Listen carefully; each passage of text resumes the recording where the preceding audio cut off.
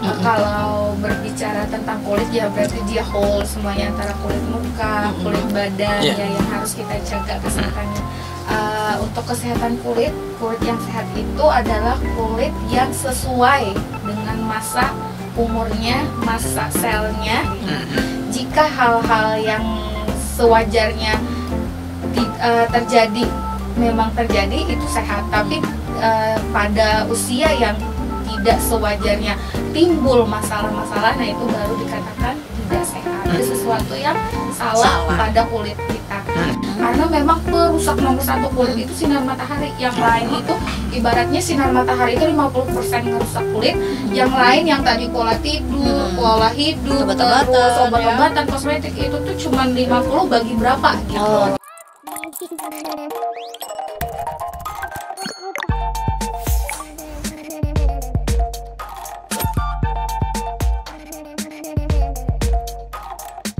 Oke, kesehatan kulit merupakan hal yang paling penting yang benar-benar kita jaga, apalagi itu merupakan suatu keharusan bagi penampilan semua orang. Dan tidak hanya cewek-cewek, tapi juga cowok-cowok di luar sana memperhatikan penampilan mereka, benar gak ya? Ya benar, apalagi gaya-gaya apa ya, Korea sekarang. Oh ya, Korean style ya, yang glowing kayak gitu. Tapi ya, itu untuk menjaga agar kulit kita itu tetap sehat, banyak sekali faktor-faktor di luar sana yang menghambat hal-hal itu. Nah, justru itu kita pengen tahu nih, bagaimana sih cara menghindari faktor-faktor yang mencegah kerusakan pada kulit-kulit wajah kita. Dan langsung saja kita tanya pada ahlinya. Iya, ada Dr. Balina Erewati. Halo, Dok. Halo, dan biasa disapa dengan Dr. Balen. Oke. Iya, sehat? Sehat, alhamdulillah. Iya, dan hari ini juga kan Dr. Balen, kita hari ini akan membahas berbagai macam faktor-faktor nih, baik itu faktor internal maupun faktor eksternal, khususnya ya yang menghambat kesehatan kulit wajah kita dulu. Mungkin Dr. Balen bisa menjelaskan secara singkat nih, seperti apa aja sih faktor-faktor kerusakan itu? Iya, kalau berbicara tentang kulit ya berarti dia whole semuanya, antara kulit muka, kulit badan ya yang harus kita jaga kesehatannya. Mungkin kita perlu ini juga dulu mengetahui apa sih definisi dari sehat itu sendiri ya.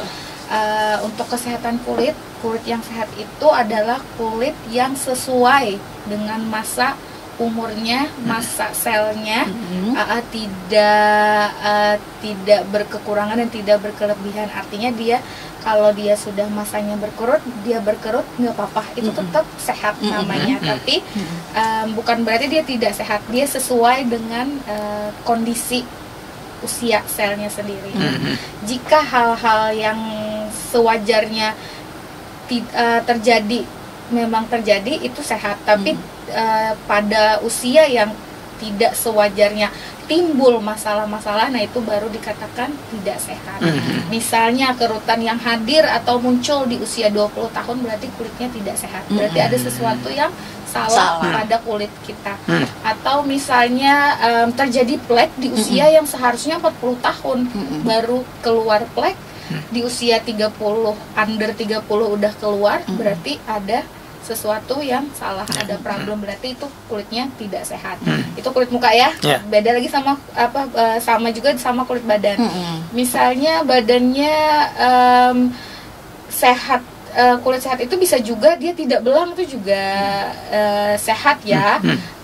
Tidak belang dalam arti di sini misalnya dia keluar naik motor, kalau dia nggak pakai sarung tangan dia belang, ya itu wajar. Tapi misalnya dia nggak ngelakuin aktivitas apa-apa, kemudian dia belang kulitnya, nah itu juga tidak sehat gitu. Berarti ada faktor-faktor di dalam atau eksternal yang mengganggu sel-sel melanin sehingga produksinya beda antara tempat yang satu dengan tempat yang lain. Nah, itu faktornya seperti apa nih, Dok? Apa aja nih faktornya? Pasti banyak kan ya hal-hal itu. Oh ya, tadi ya berbicara sehatnya ya. Betul. Sekarang faktor-faktor yang membuat kulit tidak sehat. Jadi dia faktor-faktornya itu juga ada faktor dari luar, eksternal, dan faktor dari dalam. Dari luar sendiri pasti sudah sangat familiar ya. Kalau yang perusak utama kesehatan kulit itu adalah matahari UV, UVA, UVB, UVC gitu. itu yang ngerusak dari luar, serta satu paparan sinar matahari, dua yang kita kasih ke kulit, baik itu kosmetik, mau dari di kulit muka, mau dari di kulit badan gitu ya. Yang ketiga adalah faktor dari dalam diri kita sendiri. Yang pertama adalah yang faktor eksternal itu dari dalam diri kita sendiri. Yang pertama gen kita sendiri, tingkat ketahanan gennya gimana. Terus yang kedua adalah yang kita masukkan ke tubuh, faktor makanan, minuman, radikal bebas gitu. Yang lain adalah pola hidup, gaya hidup, tidur, olahraga dan sebagainya. Itu sih faktor-faktornya. Kalau ini gimana? Yang UVA, UVB itu gimana tuh ininya? Apa ya? Kita mengetahuinya gitu. Kerusakan seperti apa kerusakan yang terjadi. Betul. Di kulit kalau terkena paparan UVA, UVB secara berlebihan ya. Kalau yang standar-standar aja tidak akan merusak terlalu banyak ke kulit ya. Jadi kalau UVA bedanya nih, UVA sama UVB adalah kalau UVA itu gelombangnya panjang. Jadi dia ngerusaknya itu ke lapisan yang lebih dalam. Kalau UVB itu dia gelombangnya pendek, jadi ngerusaknya di permukaan aja. Kulit jadi bagian luar ya. Kebetulan saya bawa ininya biar enak. Sebenarnya kalau dia ada kulit itu ininya apa? Lapisan. Pentomnya apa ya? Miniaturnya ada gitu, jadi mudah ngejelasin. Berhubung saya nggak bawa itu, jadi bawa ininya aja slide-nya. Ini lapisan kulit ya. Ini epidermis. Jadi kulit itu dia ada 3 lapisan. Nah, lapisan yang pertama itu yang ini, epidermis. Terus agak ke bawah sedikit itu namanya dermis. Di situ ada kelenjar-kelenjar, kelenjar minyak, kelenjar sebum, semuanya ada di situ. Terus ada yang paling bawah. Nah, di UVA sendiri dia masuknya itu UVB dulu ya, yang paling terkenal UVB kan. Nah, dia tuh ngerusaknya sampai sini aja. Lapisan luar ya. Lapisan luar. Ini fungsinya apa? Kita harus tahu fungsinya ini dulu sehingga kita tahu apa yang akan dirusak sama si UV tadi. Nah, kenapa kita ngomongnya lebih banyak ke sinar matahari? Karena memang perusak nomor 1 kulit itu sinar matahari. Yang lain itu ibaratnya sinar matahari itu 50% ngerusak kulit. Yang lain yang tadi pola tidur, pola hidup, obat-obatan, kosmetik itu tuh cuma 50 bagi berapa gitu. Nah, jadi langkah pentingnya kita lebih mendalami ke sinar matahari ya. Jadi yang si UVB tadi di sini, ini nih fungsinya adalah dia ada namanya, nih saya perbesar lagi lah ibaratnya zoom out ini ya. Nih lapisan yang ini tadi, ini zoom outnya ini. Jadi dia ada 5 lapisan. Ada namanya ini, nama kedokterannya sih. Nah, yang paling penting adalah stratum corneum, Mbak Revi. Stratum corneum ini adalah sistem pertahanan kulit. Skin barrier. Ya, skin barrier ada di sini. Ini nggak boleh kekikis sama sekali dan nggak boleh rusak. Kalau ini rusak udah habis semuanya. Udah habis kesehatan kulit kita. Ibaratnya ini tentaranya di atas nih, di pelindung utamanya nih. Ya kulit kita tuh ya. Stratum corneum namanya. Dia benteng. Ketika benteng ini runtuh, udah masuk semuanya, udah hancur. Jadi ketika dia ini udah nggak ada, ini ngerusak di lapisan epidermis ini, semua masalah kulit timbul. Merah, berjerawat, kering, kusam, semuanya. Nggak bisa salah sedikit, nggak bisa cuci muka, lupa telat, dia langsung muncul jerawat. Jadi sensitif ya kulitnya sensitif ya? Banget karena tidak ada pertahanannya sama sekali gitu. Jadi yang dirusak oleh UVB adalah ini, stratum corneum ini yang dia rusak. Manifestasinya adalah kulit terbakar. Kalau kelamaan di sinar matahari jadi gosong. Ada bahkan ini ya bisa kalau misalnya berkepanjangan kayak gitu bisa kanker kulit ya justru ya. Iya, misalkan benar sekali kan tidak ada pertahanannya tadi. Jadi alangkah mengerikannya si sinar UV ini sebenarnya ya. Terus dia bisa jadi plek, macam-macam dia. Nah, terus kalau UVA ini sekilas ya buat UVB-nya. Kalau UVA dia tembusnya ke dermis ini tadi, di yang tempat-tempat kelenjar, di tempat yang lebih dalam. Jadi apa bedanya kerusakan yang dihasilkan oleh UVB sama UVA? Kalau UVA karena dia dalam, jadi dia manifestasinya bukan hitam, bukan bukan gosong, bukan bintik jerawat, hitam bukan. segala macam. Dia lebih ngerusaknya lebih hebat, kerutan. Mohon maaf, ini masnya umur usia berapa ya kalau boleh? Aku di 30-an. Jadi ini tadi ya, pas waktu berpikir dia kerutnya keluar banget kan ya. Nah itu namanya kerutan yang ini, yang masnya ini. Nah itu bisa diperparah sama UVA. Oh, UVA. Iya. Nah, semakin masnya tidak memakai kita ya Mbak. Saya juga ada sebenarnya, cuman kalau dia sesuai usia ya nggak apa-apa. Tapi kalau dia banyak berarti UVA-nya lebih menghancur ini. Jadi dia manifestasinya adalah kerutan. Oh, berarti UVA itu tidak ada pengaruh, misalkan nih karena lapisan si UVB-nya ini yang mesti terlindung ini rusak baru masuk ke UVA. Cuman beda ya berarti ya pengerusakannya itu tadi, UVB tadi. Sebenarnya kalau si dermis, si stratum corneumnya tidak rusak pun dia tetap masuk. Cuman gitu. Intensitasnya berbeda mungkin. Iya. Apalagi kalau kita pakai sunblock, dia pasti mungkin berapa persen aja masuknya. Jadi sebenarnya gini Mbak Revi, pun dia masuk, dia udah ngerusak, tapi kalau kita dari dalam, ibaratnya tuh ada kuman masuk ke tubuh kita, terus kita minumin antibiotik, dia mati. Nah sama kayak gini, UVA kita hari ini terpapar UVA UVB, kita nggak bisa menghindari mereka, menghindari ini sama sekali nggak bisa. Jadi memang pasti ada masuk ke tubuh kita. Setelah dia masuk, mau dia rusak atau enggak nih si stratum corneumnya atau pertahanannya tadi, setelah dia masuk, langsung ibaratnya kita obatin, langsung kita kasih moisturizer, langsung kita minum antioksidan, langsung kita kasih buah-buahan. Nah dia sel yang tadi rusak regenerasi lagi, terus dia bagus lagi, gitu maksudnya. Kerusakan yang terjadi secara permanen itu adalah akibat dari kita tidak aware, tidak menjaga kesehatan kita dari dalamnya ya, mungkin ya dari dalam dari luar kita udah tahu nih dia rusak, tapi kita biarin hari ini rusaknya 1%, besok tambah lagi, besok tambah lagi, akhirnya manifestasinya kan tahunan kan, ini baru kelihatan setahun kemudian kerutnya banyak kita di sini ya. Di sini juga banyak pas ketawa gitu, atau plek timbul di sini, di sini. Nah setelah 1 tahun, berarti dalam 1 tahun itu kita tidak merepair, tidak meregenerasi lagi kulit kita. Ada kerusakan, kita regenerasi lagi, ada kerusakan, regenerasi lagi. Caranya ya itu tadi, sudah tahu misalnya hari ini sudah terpaparnya lebih dari setengah jam, sedangkan yang kita pakai misalnya SPF-nya yang 30, udah lebih sejam. Ya udah berarti kita sadar dong, kita udah kemasukan ibaratnya UVA UVB-nya. Ya udah hari ini kita makan buah aja banyak-banyak gitu. Terus dari dalamnya lagi ya. Dari dalam, terus moisturizer, habis dia sunburn kan, habis dia panas langsung aja kering ademin dulu kering, langsung moisturizer banyak-banyak gitu, langsung dibawa istirahat kulitnya. Iya, berarti PR-nya itu kan gimana kita caranya biar sinar ini tidak terlalu merusak kulit kita ya, baik itu dari luar dengan produk kecantikan tertentu atau dari dalam. Intinya kita tidak bisa menghindari si pengerusak tadi. Kita cuman bisa memperkuat tentara kita dan memperbaiki apa yang sudah dia rusak, karena tubuh kita itu pintar banget, pintarnya kalau dia dirusak kita bisa balikin lagi gitu.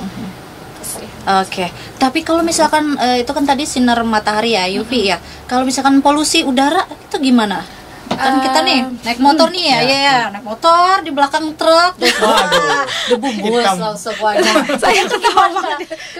Misalkan setiap hari itu ya seperti itu, debu-debu polusi dan segala macam. Nah itu kayak gimana efeknya? Apakah sama juga dengan yang tadi sinar itu tadi ke wajah atau gimana? Iya. Kalau dibiarkan akan sama dia. Misalnya debu itu mengandung, dia kan banyak ya jenis-jenis, ada debu. Kalau di tambang itu namanya ada debu arsen gitu ya, yang selain juga merusak kulit, dia juga bisa merusak ke paru-paru gitu ya. Jadi debu yang masuk itu ke lapisan kulit, sebenarnya ini tadi ya. Ini kan lapisan kulit kan dia kan ada pori-porinya ya masuk gitu. Kalau kan ada namanya sistem pembersihan muka yang double cleansing, triple cleansing ya. Jadi debu yang segala macam jenis debu-debuan tadi yang bisa merusak kulit, mungkin dia dari jenis yang ada timbalnya atau apa gitu ya. Kalau dia tidak dibersihkan dengan double cleansing atau triple cleansing, pasti dia numpuk di sini. Numpuknya itu di pori-pori ya? Pori-pori. Oh, Terus pori-pori luar ya berarti iya, ya? berarti dia di lapisan epidermis ya. Dia tidak akan pernah masuk ke lapisan dermis. Nggak bisa dia jauh dia ininya perjalanannya. Jadi dia akan merusak di bagian atas aja.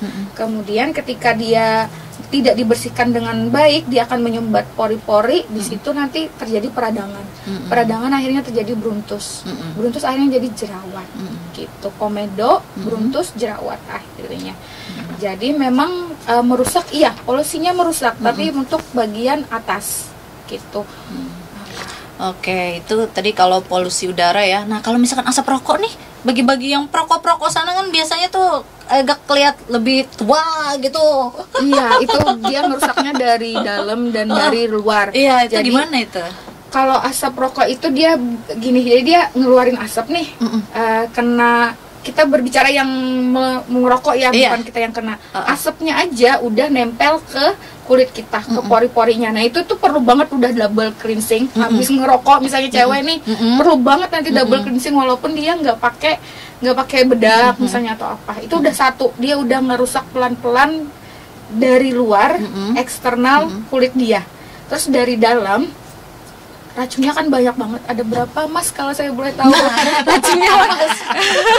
Racun rokoknya saya lupa loh beneran ini.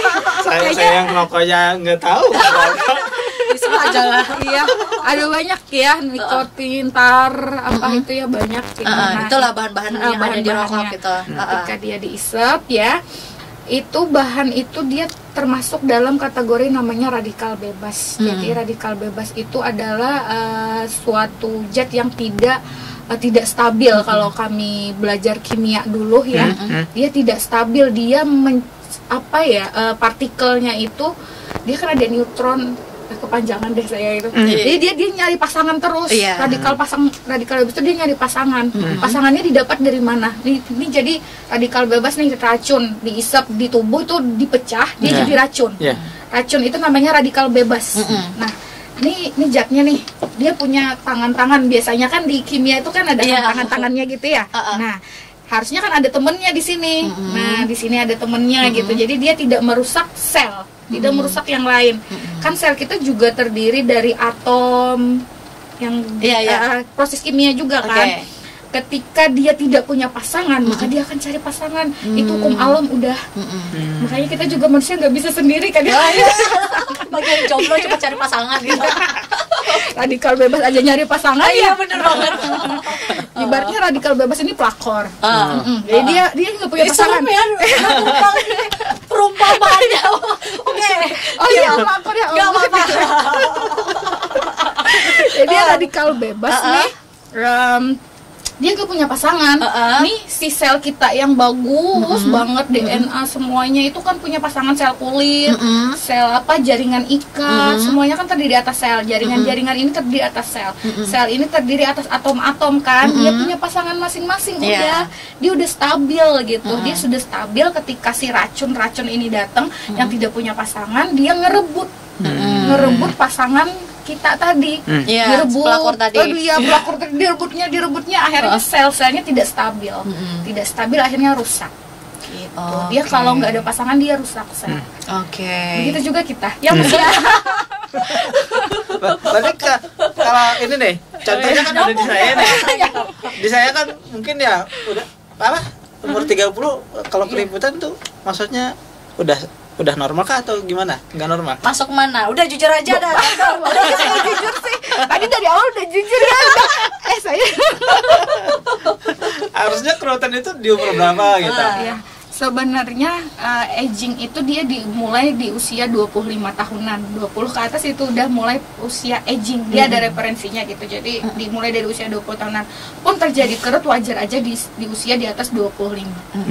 Tapi banyak tidaknya sebenarnya yang menentukan dia wajar atau enggak sebenarnya ya. Kalau masuk ke alat saya namanya skin analyzer tuh udah ketahuan, oh kerutnya tidak sesuai. Oh enak banget itu masuk, udah ada catatannya. Ini kerutnya tidak sesuai usia. Tapi kalau misalkan secara kasat mata, iya. Dokternya belibet ya nyari kata-kata yang pas gitu. Tahu tersinggung atau enggak? Enggak apa-apa dok. Coba masnya ketawa. Mbak Repi coba dilihat di sininya, di samping-sampingnya. Ada. Banyak sekali ya, ada 3 ya kulitnya ya. Terus coba naikkan alisnya ke atas. Gimana? Iya, ya gitu. Oh, di sini ya, bagian sini ya. Iya. Gitu ya? Oh, Banyak banget gitu. ya. Saya sudah 36, hampir 36. Sebentar lagi Mbak Repi 31. ya. Masnya 34. 34 ya. Seharusnya kalau memang dirawat dengan baik ya. Saya senyumkan ya. Ini nggak ada ya. Nah, berarti yang tidak normal di Masnya adalah ini mungkin ya kebanyakan. Iya. Dia Bu dokternya mancing biar Masnya ngomong duluan. Enggak, kalau di saya kan sebenarnya awam aja nih. Perawatan muka lah, perawatan kulit segala macam ya. Sebenarnya juga faktor stres mungkin ya. Iya. Kerjaan dia banyak loh, Dok. Iya. Kalau ini sih sebenarnya mungkin lebih pada bahagia ya. Karena dia bahagia ya. Enggak, dia bahagia banget. Soalnya dia ketawa gitu. terus. Kalau kita kebanyakan mikir, ada tuh yang pasien saya yang dia sering di komputer gitu ya, dia sering konsentrasi, jadi sering sering memfokuskan pandangan dia ke laptop. Jadi ininya nih gini nih. Ini saya juga masih ada ya, karena saya juga sering kerutnya gini ya arahnya. Yang gini ya. Nah, ini dia besar banget biasanya di sini, dan kalau dia terlalu berekspresi di sini di atas. Biasanya dia kalau tingkat stres itu yang lebih banyak muncul perutannya adalah yang ini dan di sini. Itu tingkat stres. Tapi kalau yang di sini bukan biasanya. Dia malah orangnya lebih terkesan ceria gitu. Karena dia terlalu, jadi otot itu kalau dia sering digunakan, dia rentan juga untuk terjadi kerutan. Jadi kemungkinan terlalu sering digunakan untuk benar sering tertawa ya, dia ngelucu mungkin tertawa. Jadi di sini tuh lebih dari kita gitu. Kalau boleh saya berarti bilang, bentuknya itu ini alami ya sebenarnya, karena dia sering ketawa lalu gitu. Terbentuk ya pelan-pelan kayak gitu.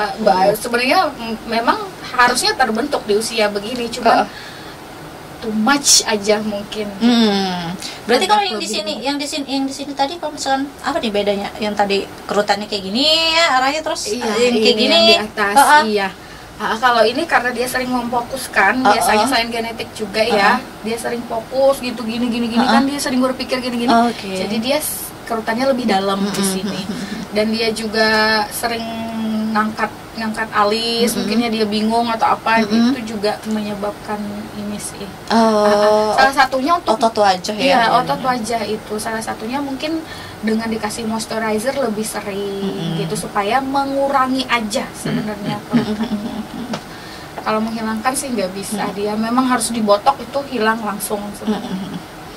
Kalau bagi saya nih orang awam, yang perawatan apa sih yang paling simpel aja gitu? Untuk menyehatkan kulitnya di facial plus rejuve aja itu udah. Pasti nanya tuh apa? Iya, facial itu membersihkan muka, jadi dibersihkan kulit mati yang sudah menumpuk. Terus di rejuve itu adalah sistem peremajaan kulit. Treatmentnya macam-macam, banyak banget. Kalau mau rejuve itu listnya banyak banget. Pilih aja yang mana aja, yang simple aja. Cukup 1 bulan sekali bersihkan muka dengan facial terus plus rejuve, udah selesai. Udah nggak usah ribet sih sebenarnya. Perawatan itu nggak mesti yang sebulan 2-3 kali, itu menurut saya nggak usah. Yang penting skincare di rumah, tahu cara merawat kesehatan kulit, setiap bulannya di facial dan di rejuve, udah selesai gitu. Nah, mungkin kalau hanya Aye skincare-nya ya pasti bingung. Skincare yang seperti apa gitu. Kasih aja Mas Aye dari tadi saya. Hampir nggak ada skincare. Nggak ada. Berarti sebenarnya perlu arahan dari dokter Balen kayak gitu, biar bisa ngerawat walaupun seminimalis mungkin lah, nggak seribet kayak kita ya cewek-cewek kan banyak tahapannya ya. Kalau cowok kan biasanya habis mandi sabun wajah udah, bahkan sabun mandi dipakai ke wajah. Enggak? Enggak. Yang jelas sabun wajah enggak. Oh iya. Oh, berarti sabun mandi di ke wajah? Enggak juga. Enggak juga. Oh, enggak pakai sabun. Jarang. Paling hampir nggak pernah. Soalnya tuh gini, kalau saya nih, kalau keseringan pakai sabun muka, ya sudah nanti keterusan terus tuh sabun muka terus. Itu yang saya nggak mau. Memang kalau misalkan keterusan kenapa? Iya, kenapa? Iya, efeknya kan pengeluaran banyak. Saya tuh mikirnya apa dia takut kulit kering gitu sudah sudah siap-siap jawaban. Oh enggak, berarti skincare-nya belum tepat aja. Padahal mau bilang gitu tadi. Ternyata di luar ekspektasi. Berarti pertanyaannya ada nggak trik-trik yang bisa bikin hemat gitu, nggak ada produknya gitu, atau dokter Baul? Udah pakai tanaman apa, tumbuhan apa gitu ditumbuk. Atau paling hemat itu pakai pupur dingin. Oh, pupur dingin kan? Iya kadang. Ini obrolannya jadi aneh. Oke, terus kalau gini dok, kalau misalkan tadi kan dari paparan sinar matahari, polusi, terus kemudian apa radikal bebas ya. Oh ya tadi radikal bebas. Kalau misalkan dari faktor misalkan genetik tadi, nah itu tiba-tiba ada tiba-tiba dari misalkan dari lahir atau usia berapa itu tiba-tiba ada udah keluar kayak melasma atau bintik hitam yang lain gitu, atau yang kayak ada putih-putih atau merah-merah di wajahnya, padahal istilahnya dia tidak terlalu terkena yang polusi luar atau sinar apapun itulah dari emang dari dianya gitu. Tiba-tiba pas lahir atau mungkin usia berapa itu udah muncul, itu karena apa?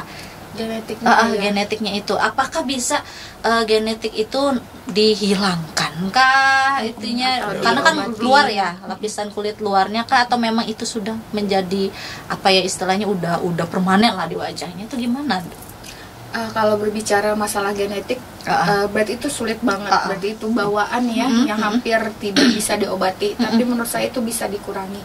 Misalnya dia ada namanya freckles. Kalau melasma sih lebih seringnya berapa persennya gitu, hampir 50%-nya adalah karena kita sendiri gitu, karena proses yang terjadi usia, dan karena habit kita sendiri, kelakuan kita sendiri gitu, pakai apa sering panas-panasan gitu. Tapi ada yang namanya freckles. Freckles bintik yang kecil-kecil hitam.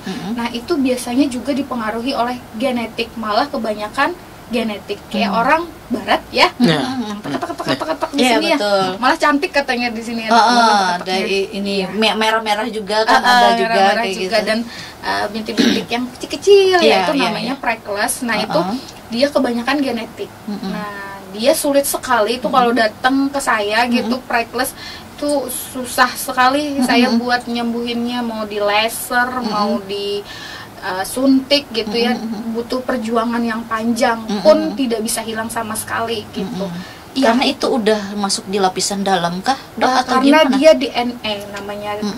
Setiap manusia kita kan punya namanya DNA ya, DNA yang membawa sifat-sifat dari leluhur kita, dari orang tua kita ya. Jadi dia bakalan kayak kalau DNA tuh kayak si tuannya lah, si tuan rumah.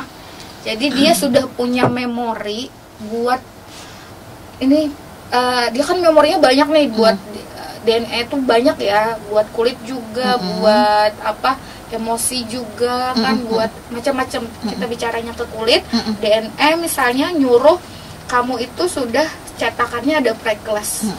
Jadi nanti kita si dokter kecantikan ngebantu ngurangin frecklesnya.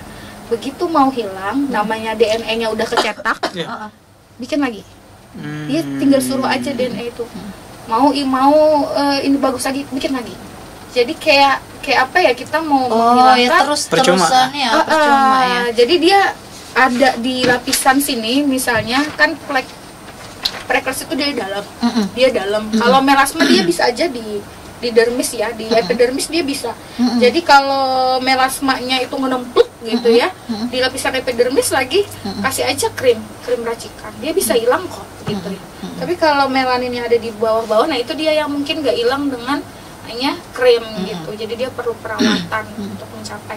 Freckles itu biasanya di sini, di arah yang lebih dalam, dan dia kalau kita sel melaninnya kita nonaktifkan atau kita tekan gitu supaya produksinya berkurang dengan racikan dan sebagainya, iya hilang. Tapi nanti balik lagi karena memang udah cetakannya kayak tumbuh terus ya, iya, walaupun dipangkas ada lagi. Karena dia genetiknya memang ada gitu. Cara kita sebagai dokter kecantikan tuh kita cuman bisa ngurangin aja.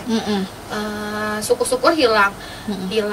Kalau karena genetik sih susah banget hilangnya, dia pasti akan hilang, itu pun mungkin jangka waktu 2 tahun. Si DNA-nya ini akan suruh lagi gitu, bikin lagi. Berarti sama kan ya kayak yang kadang tuh ada juga ngelihat orang yang kayak apa sih namanya, yang putih-putih, tiba-tiba putih-putih besar walaupun kayak gitu ya. Kata albino itu ini itu genetik kan, karena dia disuruh oleh DNA-nya dia albino, dia tidak punya sel melanin sama sekali ya. Dia kecetak di DNA-nya tuh kamu nggak punya sel melanin. Kayak apa ya, kayak DNA itu rajanya kita lah, yang nguruh semua, bahkan emosi kita yang kita tidak sadari pun sebenarnya ada tercetak di DNA situ. Jadi berat ya katanya. Pembahasannya kalau DNA itu berat banget deh. Berarti walaupun ini ya operasi gitu nggak bisa ya, karena itu akan terus muncul, terus tumbuh. Kecuali gitu DNA-nya di ini. Kan ada namanya stem cell kan. Pencangkokan sel. Sel itu kan di dalam sel dia ada lapisan namanya apa, ada di dalamnya DNA. Nah, kecuali itu dicangkok, diganti, perbaikan langsung di DNA-nya. Iya.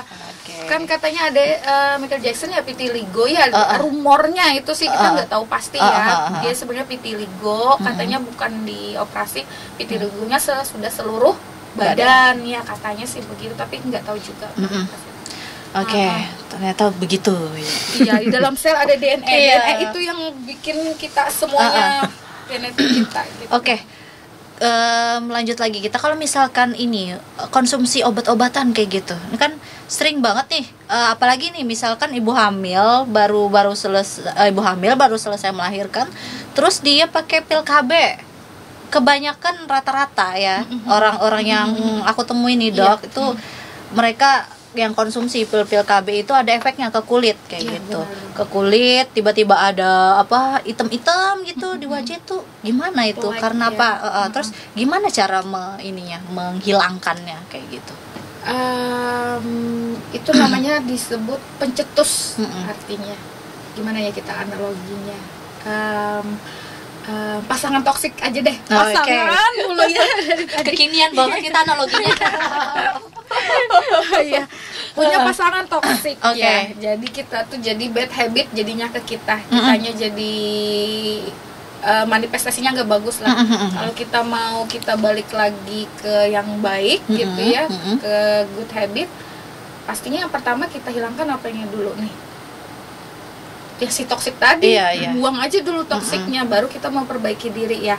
Sama kayak halnya KB. KB itu ada yang estrogen, progesteron dan sebagainya. Itu hormon.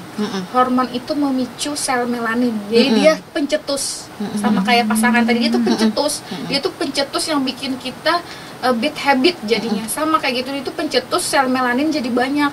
Sebenarnya kita normal, sel melanin itu kan diperlukan untuk melawan sinar UV gitu kan. Jadi gosong itu sebenarnya bagus, kalau kita gosong berarti sel melanin kita bekerja bagus banget. Cuman kalau kebanyakan tuh nggak bagus, jadi malah over gitu ya, jadi hitam banget. Nah, sel melanin yang tercetus karena hormonnya tidak, yang entah kebanyakan tidak stabil, dia akhirnya banyak dan menumpuk di daerah tertentu, khususnya di kulit. Jadi dia namanya melasma. Banyak pasien saya yang saya obatin krim, laser, sebagainya udah semuanya susah banget dia sembuhnya. Kalau dia nggak lepas KB-nya. Jadi saya sarankan biasanya KB-nya dulu viral gitu. Jadi lepas itu dulu baru bisa kita obatin gitu. Jadi selama pemicunya ada, selama itu juga dia nggak bakalan sembuh. Jadi harus hentikan dulu, cari opsi lain. Saya biasanya kalau saya sih, kalau dia datang saya selalu tanya 5 faktor. Kalau melasma itu saya tanya 5 faktor yang saya tanyain dulu nih, dia nih kenapa, dan melasmanya tuh kenapa. Saya tanya, pertama itu genetik. Saya tanya, saudaranya ada yang pelekan nggak? Mamahnya gimana? Kalau kata dia ada, itu saya udah mikir susah ini. Jelasin keturunan ya, susah. Ya. Yang kedua adalah usia. Saya tanya dulu usia berapa, 40 tahun ke atas. Dia bilang 40 tahun. Oh ya, wajar berarti pleknya. Berarti tingkat saya menyembuhkannya ya nanti mudah aja, cuman nanti saya bilang mungkin bakalan muncul lagi karena seiring berjalannya usia. Tapi kalau dia di umur 25 tahun dia udah plekan, saya bisa bilang nanti hilang kok ini. Nanti balik lagi usia kamu up 40 lah. Karena kan tidak wajar pleknya. Terus pertanyaan ketiga adalah saya nanya biasanya, sudah menikah belum? Kalau menikah KB-nya apa? Gitu. Kalau dia bilang pil, nah saya nanti nanya lagi pilnya jenisnya yang mana. Dia ada memang pil yang hormonnya agak stabil gitu. Jadi dia tidak, kalau saya sebut merek nanti saya harus bayar dong. bayar saya. Berarti tergantung pil yang dikonsumsi ya. Ada yang justru pil ini yang keras ya kita anggap ya, keras yang memicu hormonnya itu membuat kulit kita ini ada jadi yang sedikit melasma. Jadi terus kalau dia bilang, apalagi kalau dia bilang ini boleh nggak ya saya sebut suntik gitu ya, nah, itu kan sangat-sangat tidak stabil menurut saya sebagai dokter. Berarti suntik itu lebih tidak stabil daripada yang konsumsi pil KB ya? Ini sepengalaman saya selama 7 tahun di dunia kecantikan, yang suntik itu lebih rentan untuk terjadi melasma dibandingkan yang KB. KB pil ya gitu. Nah, kalau dia karena dia suntik dan pil yang tidak saya sarankan itu, biasanya saya suruh lepas kalau memang mau benar-benar hilang sama bagus gitu melasmanya hilang. Selama dia masih pil ini, saya biasanya ini dulu ya kita coba aja. Kan dokter tuh pasti ngomongnya gitu dulu. Kita coba aja, tapi pada kenyataannya nanti memang agak sulit gitu. Yang keempat saya biasanya nanya dia pakai sinar mataharinya gimana paparannya, sama kayak tadi ya. Kalau dia kerjanya di luar ruangan atau di dalam ruangan seperti kalau dia di luar ruangan paparannya lama, UV-nya banyak ya wajar lah. Saya juga ngobatinnya pasti agak susah juga kalau dia tidak mengurangi. Nanti saya obatin dia balik lagi terpicu lagi, kan pemicunya semua pemicu. Terus yang kelima saya akan nanya, kamu pakai produk apa? Bepom, racikan atau abal-abal. Nah, kalau abal-abal juga pemicu dia. Kalau Bepom racikan ya enggak lah ya.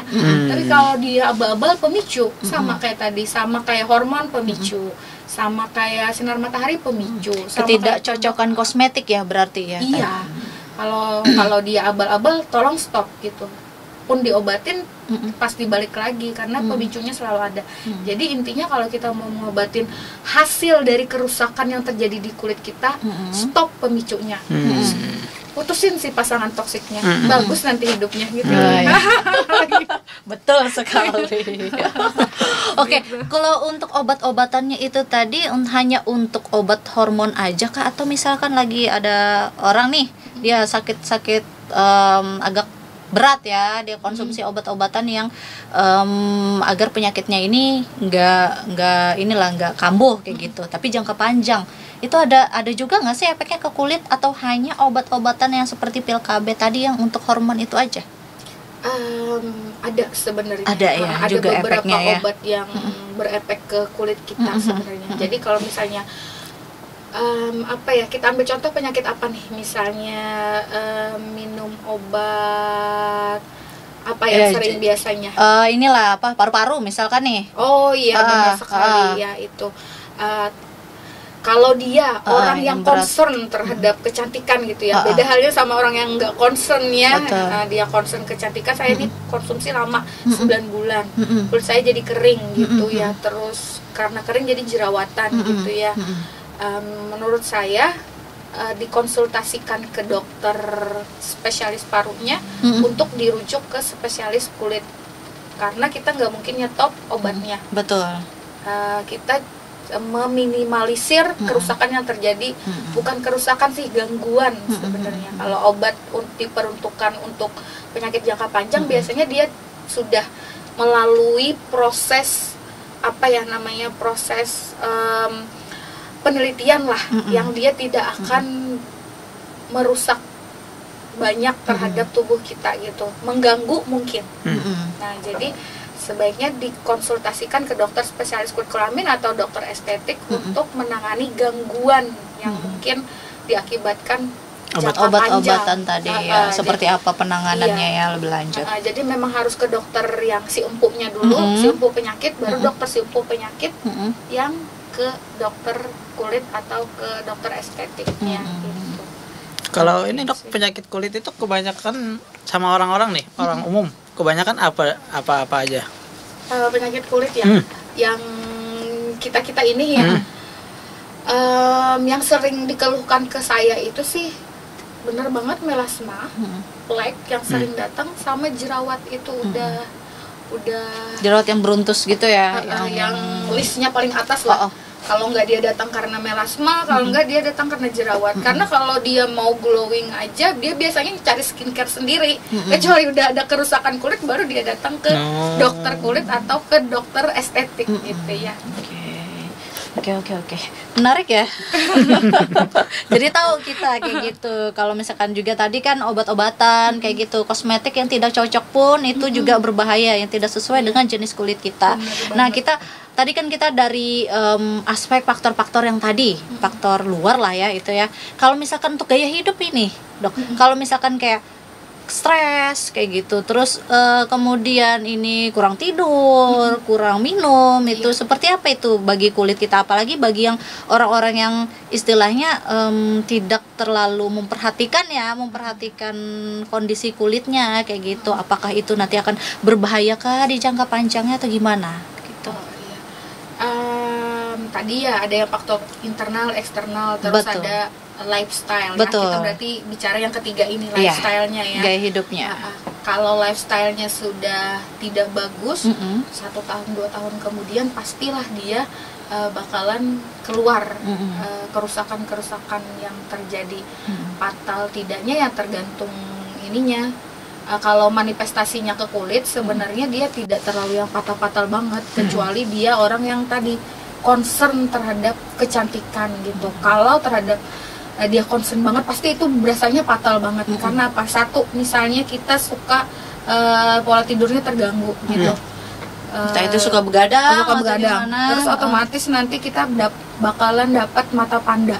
Bagi kita yang cewek ya, mata panda dikit udah sudah kayak orang apa gitu ya. Nah, tapi kalau bagi laki-laki biasa aja gitu. Jadi kembali ke tingkat kepatalannya itu ke concernnya ke kecantikan gimana gitu. Terus ada juga misalnya dia apa tadi selain kurang tidur, stres itu mengganggu hormon. Hormon terganggu, dia bisa jerawatan. Gitu ya. Produksi sebum meningkat. Sebum itu minyak. Jadi hormon minyak meningkat, akhirnya dia bisa jerawatan atau kulit berminyak. Nah, gitu. Bertahun-tahun kemudian dari berminyak dulu akhirnya jerawatan. Jerawatannya nggak sembuh-sembuh, kecil-kecil bisa besar akhirnya. Gitu. Nah, pasti kalau dia ya tadi concern kecantikan, dia pas bakalan ini banget, bakalan tambah stres lagi dia gitu. Betul. Iya, dan kurang minum juga ya. Kurang minum dia akibatnya kulitnya kering. Gitu. Kulitnya kering, kulit kering banyak lagi manifestasinya. Kulit kering jadi kusam. Kulit kering itu karena ya itu tadi karena kita keseringan cuci muka atau emang kulitnya yang kurang hidrasi karena minum air itu sih sebenarnya banyak faktornya ya. Genetik juga satu, yang kedua adalah ya cuci muka, tapi sebenarnya yang kedua itu adalah ininya produknya yang dia pakai, moisturizer-nya banyak atau enggak di kulitnya, baru cuci muka. Biarpun sebenarnya cuci muka yang bagus itu cuma 2 kali, maksimal tuh 3 kali. Saya selalu bilang ke pasien nggak boleh dari 3 kali. Karena apa? Karena ini tadi kita ngejaga si ini jangan sampai terkikis epidermis, stratum corneum ini nih. Nih si army, si tentara ini, nih kalau dicuci terus nih, dicuci pakai sabun, itu dia nanti terkikis, lama-lama terkikis, jadi kering kulitnya, atau berminyak gitu. Jadi kalau kalau kering, selain juga cuci muka, hidrasi, iya benar. Tapi sesering-seringnya kita cuci muka nih, misalnya kita udah 3 kali, kita tuh bandel banget, misalnya kita keluar terus, kata dokternya 3 kali maksimal. Tapi saya keluar terus nggak enak kalau nggak dicuci, bandel banget gitu, ngelawan gitu ya kalau dibilangin. sesering-seringnya kita cuci muka, kalau dia sering pakai moisturizer juga minimal kerusakannya. Ngerti kan maksud saya? Iya. 4 kali misalnya cuci muka, tapi dia setiap 4 kali cuci muka moisturizernya udah kayak nomplok apa gitu. Nah, tapi dia minimal kerusakannya gitu. Jadi sebenarnya cuci muka iya benar sekali, cuman kalau dia timpali dengan hal yang bagus gitu, kasih moisturizer jadi lebih bagus lagi ya. Terus minum, ya pasti itu sel kan 60% dari tubuh kita ini isinya air semua. Betul. Jadi kalau itu kurang pasti ini banget ya, pasti kelihatan banget keringnya. Jadi kalau cuci mukanya udah benar 2 kali, moisturizernya benar, tidurnya benar, airnya benar, insya Allah dia ini kok dapat kulit sehat yang alami tadi ya. Tanpa perlu apapun, tanpa perlu jutaan rejup gitu. Nah, betul gitu ya. Ini itu yang tips hematnya itu. Banyak-banyak minum air. Iya, ngelakuinnya susah. Realisasinya susah gitu. Tidak semudah apa yang diomongkan gitu. Tidur jam 2 ya. Orang harusnya jam 11 itu kan siklus sirkadian ya. Harus tidur tuh jam 11, nggak boleh lewat dari jam 11. Soalnya jam 2. Kadang ada juga gini, Dok. Dunianya terbalik. Dia banyak aktivitas di malam, tapi di siang dia kebanyakan istirahat gitu. Itu kira-kira ada ngaruh juga nggak ke kulit kita? Kecuali bisa seumur hidup gitu. Oh, berarti harus siklusnya harus tetap gitu ya, nggak boleh ini berubah-ubah gitu. Kayak kita bicarain yang saya di sini kemarin ya, siklus sirkadian itu ya harus tetap sama gitu. Kalau dirubah-rubah itu yang bingung nanti tubuhnya. Si tubuh ini kan pintar, dia pintar banget gitu. Satu hal yang saya pelajari di kedokteran adalah semakin kita tahu semakin kita sadar ya sebenarnya. Semakin kita sadar bahwa ciptaan Tuhan itu luar biasa gitu. Jadi kalau misalnya masnya ngerusak siklus sirkadiannya, kalau mau ganti ya ganti aja sekalian, siang-siang jadi malam gitu. Jangan dirubah-rubah, dia bingung nanti si ininya. Dia mau nyesuain sel kita mungkin ya yang bingung ya selnya gitu. Tapi kalau dia diajarin udah kamu siang-siang jadi malam, dia bisa mengadaptasi gitu ya, sudah siang-siang jadi malam jadi vampir. Oke, kalau misalnya jauh ya ini. Hari ini perumpamannya luar biasa. Oke, kalau misalkan nih, kalau bagi penderita insomnia kan kurang tidur itu sangat berpengaruh ya pada hormon ya, hormon kita juga tadi sama kayak stres. Nah, dia yang tidak bisa tidur tadi bukannya dia pengen kurang tidur, tapi memang tidak bisa tidur, terus dia konsumsi obat-obatan untuk tidur, itu gimana, Dok? Itu apakah istilahnya kan jadi dibilang kurang tidur ya enggak, karena dia pakai yang obat tadi tidur, tapi ada efeknya enggak sih untuk tubuh dan kulitnya sendiri itu? Kalau dengan bantuan obat tadi dia tidurnya pas, misalnya dia sudah didiagnosa insomnia oleh misalnya psikiater gitu ya, terus dia diberi obat tidur atau obat penenang yang dia konsumsi sebelum jam 11, dia tidur jam 11 dan dia bangun setelah 7 jam kemudian, nggak apa-apa, dia nggak akan ada efek ke kulitnya karena kulitnya mendapatkan dia bisa regenerasi dengan baik, siklusnya dapat gitu ya, nggak apa-apa, dia nggak akan muncul jerawat akibat kurang tidur dan sebagainya, stres nggak akan. Cuman ini efeknya nanti efeknya ke tubuh dan ke sistem saraf karena kan dia dikasih obat penenang, dikasih obat tidur ya. Kalau ke kulit sih tidak asal terlalu berpengaruh tidak berpengaruh karena dia tidur, karena dapat regenerasi kulitnya di jam berapa dia dapat, tidak terlewat gitu. Ke yang lain ke yang lain kulit ya. Asal jam 11 tidur, 7 jam kemudian bangun, tidurnya pulas, pas di fase tidur, udah selesai. Ya, oke, seru banget nih. Apalagi ada yang mau ditanya? Masih ada dokter Bala yang di studio kita. Sekalian konsultasi kali. Konsultasi gratis maksudnya. Ketemu dokternya bayar. Iya benar. Masuk skin anak jujur banget sih. Jujur banget sih. Oke, gimana? Ada lagi? Belum. Oke, cukup. Ya, terima kasih banyak telah hadir di studio kita, Dr. Balen. Semoga nanti kita bisa ngobrol lagi mungkin lain kali dengan tema yang berbeda ya. Oke, teman-teman di rumah, hari ini pembicaraan kita seru banget pastinya, dan jangan lupa tungguin minggu depan dengan edisi yang berbeda. Sampai jumpa di Come Inside Kompas TV Banjarmasin.